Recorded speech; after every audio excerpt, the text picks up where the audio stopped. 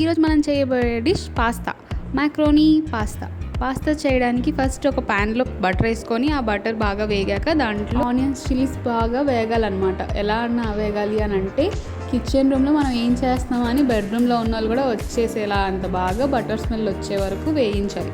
దాని తర్వాత దాంట్లో మైదా వేసుకొని అది బాగా కొంచెం టాస్ చేశాక అది మాడకుండా చూసుకొని బాగా టాస్ చేసుకున్నాక వాటర్ పోసుకొని కూడా వదిలేయకూడదు అనమాట. దాంట్లో అలాగా కలుపుతూ ఉండాలి ఉండలు కట్టకుండా. సెమీ థిక్ పేస్ట్ లాగా వచ్చాక దాంట్లో organo, chilli flakes, peri salt వేసి కలుపుకోవాలి.